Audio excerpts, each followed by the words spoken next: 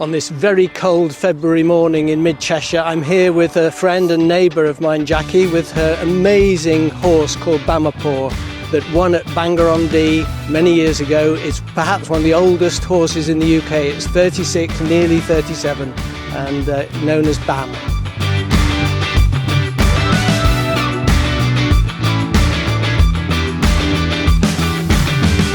He's 36 at the moment. Wow. And he was born in Ireland at the Aga Khan stud in 1990.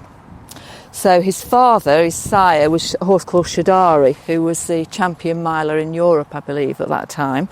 So I suppose there was great hopes that Bam might follow suit. Well, actually he didn't, but he was very successful in his own right, in different ways. And he did his first race, I think, late summer in 1994. And he was owned at that time by the Burke family, and their daughter was called Chanel, who later married A.P. McCoy. And when he came over to the UK, you obviously had high hopes for him. Your dad bought him. Yeah. Well, what happened to begin with, Chris, he had a couple of years over at Martin Pipes down in Somerset. Yeah.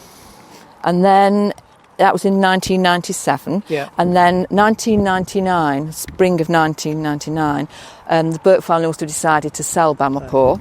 So he was for sale in one of the sales catalogues, and Dad was browsing through, and he spoke with the Pipes and negotiated to buy him, so he didn't actually have to go to the sale in the end, because Mr. Pipe, as you probably know, Martin Pipe in those days, and now it's his son David, trained down in Somerset, and at that time my mum and dad lived down in Cornwall. So he ran in 70 races altogether. Out of the 70, he won 15 races, and he was either first or fourth in 45 of them. Wow. So he was what they call in racing That's terms good. a standing dish. Yes. Because obviously very reliable and all of that. So there was a racehorse trainer called Arthur Stevenson, and at that time he had had the most national hunt winners in the 20th century. And Martin Pipe was coming up to beat that record, any day.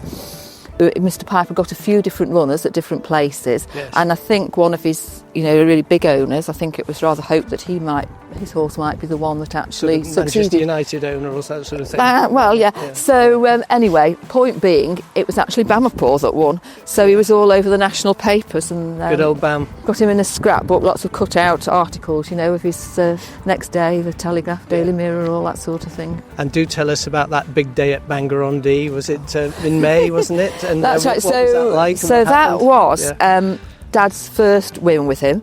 So Dad had bought him in the spring, and that was the first run that he had with him at Bangor. And although Dad was living down in Cornwall, he came up obviously to see him run at Bangor. So he stayed in a hotel, and we went to meet him, to pick him up, to take him to the races, and it was a really sunny day, which was nice for May time, really quite hot. And we went along to the races, and I hadn't really thought anything about him winning. I was just excited to be going to the races because I'd not been for many years. Obviously Dad must have secretly hoped, having come all the way up from Cornwall, that he was going to win, and sort of lo and behold he did.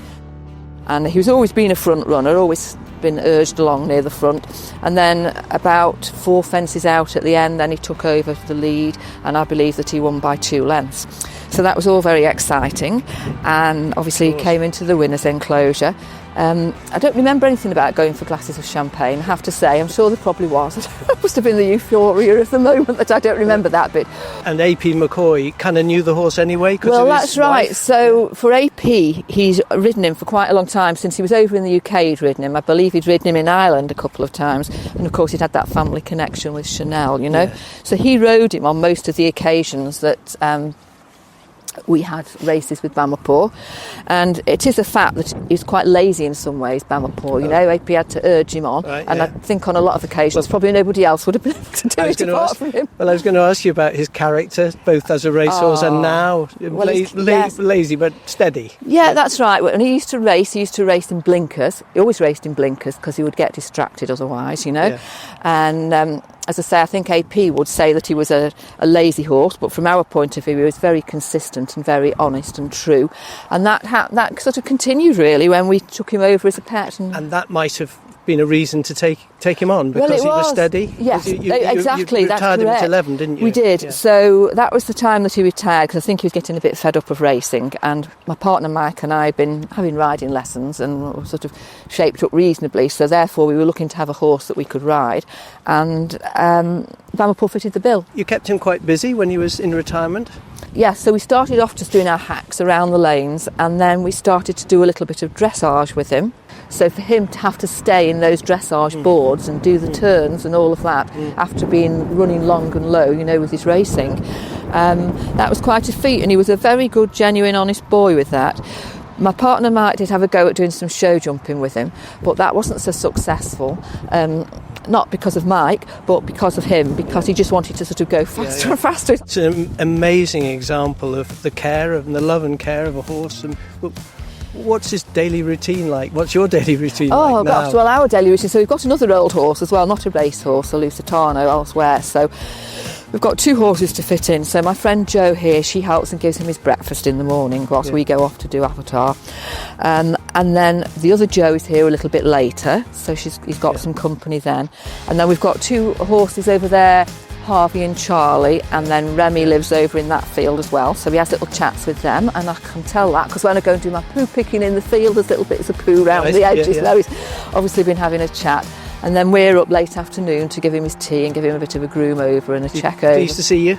Yes, I think he's pleased to see his tea actually more than us, but yeah, he's been an absolute trooper. He's been a hero. We've had such fun with him because when you think, he's been in our family about a third of my life, And I was going to say, at 36, nearly 37. That's right, 37 in May. 6th of May. Yeah. He must be one of the oldest retired racehorses in the country. Well, he probably is, and the point being that he ran in so many races, 70 races, like I said before, is a massive number of races for any horse. And so you hear lots of people nowadays, it's quite on trend, for people to have an ex-race horse because they can get them not too much money. But for me and Mike, I say he's just been an absolute hero, and he's been our hobby in life really for the last 27 years.